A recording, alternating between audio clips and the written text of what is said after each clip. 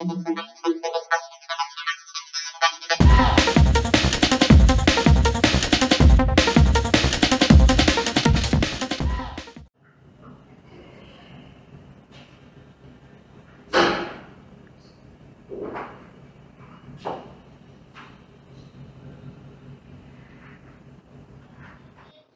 Friends, welcome to Ushni Saldar blog.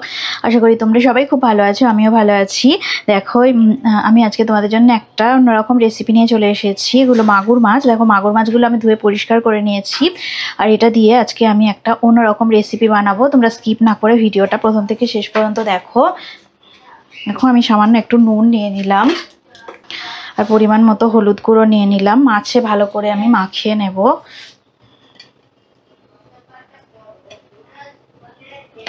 ভালো করে নুন হলুদ মাখিয়ে নেব মাগুর মাছগুলোতে। নুন হলুদ মাখানো হয়ে গেছে, এবার মাছগুলোকে আমি ভাজা করে নেব। দেখো কড়াটা গরম হয়ে গেছে, এবার আমি কড়াতে সরষের তেল দিয়ে দেব। মাছ ভাজার মতন তেল দিয়ে দিলাম আমি। এবার মাছগুলো একে একে আমি কড়ার মধ্যে দিয়ে দেব।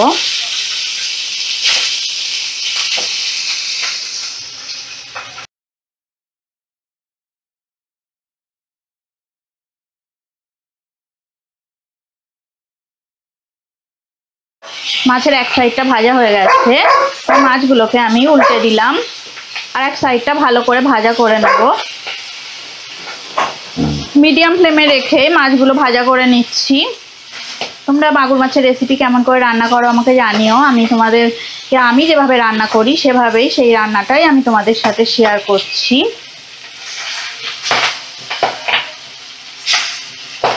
মাছগুলো ফাটবে, একটু সাবধানেই ভাজতে হবে। দেখো খুব তেল ঠিকরা এই মাছগুলো।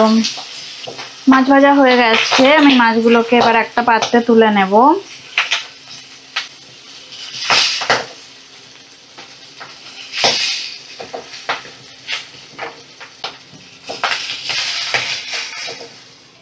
এবার আমি আরেকটু সামান্য তেল দিয়ে দেব। 1 চামচের মতো তেল দিয়ে দিলাম।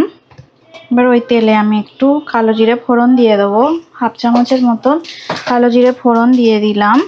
2টো কাঁচা লঙ্কা চিড়ে দিয়ে দিলাম। এবার সরু সরু করে কাটা একটা ছোট বেগুন আমি দিয়ে দেব, লম্বা করে কাটা। একটা মিডিয়াম সাইজের বেগুন দিয়ে দিলাম। আর কলমি শাকের ডগা আমার গাছে কিছু হয়েছিল বাগানে, সেইটা দিয়ে দিলাম। এবার সব কিছু সবজি আর শাক আমি ভালো করে নাড়াচাড়া করে নেব। মিডিয়াম ফ্লেমে রেখে 2 মিনিট নাড়াচাড়া করে নেব।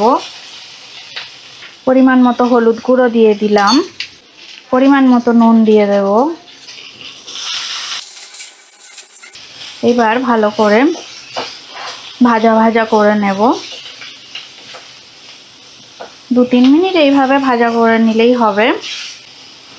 2 মিনিট হয়ে গেছে, এবার আমি ঝোলের মতো জল দিয়ে দিলাম। একটু বেশি করেই জল দিলাম। মাগুর মাছে পেঁয়াজ দেওয়ার দরকার নেই, কারণ এটা তো টাটকা মাছ, তাই আমি পেঁয়াজ দিয়ে রান্না করি না।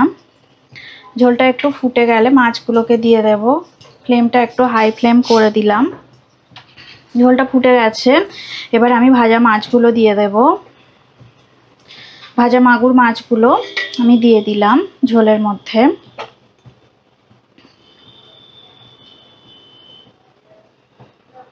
ফ্লেমটাকে আমি একদম লো ফ্লেমে করে ঢাকা দিয়ে দেব। ফিরে আসছি 10 মিনিট পর। 10 মিনিট হয়ে গেছে, ঢাকাটা তুলে নিলাম।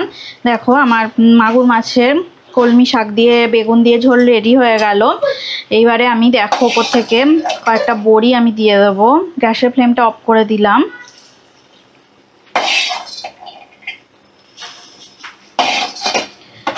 এগুলো বিউলির ডালের ভাজা বড়ি। কলমি শাক দিয়ে মাগুর মাছ বেগুন দিয়ে ঝোল রেডি হয়ে গেল। এর উপর আমি বড়ি দিয়ে দিলাম। দেখো বড়ি দিয়ে আমি সার্ভ করে দিলাম। রেসিপিটা দেখতে অত্যন্ত দারুণ হয়েছে রেসিপিটা, দেখো।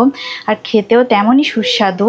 এই রেসিপিটা যদি ভালো লেগে থাকে অবশ্যই লাইক দেবে, শেয়ার করবে আর কমেন্ট করে আমাকে জানাবে কেমন লাগলো। তোমরা সুস্থ থাকো, ভালো থাকো আর আমার রেসিপি দেখতে থাকো।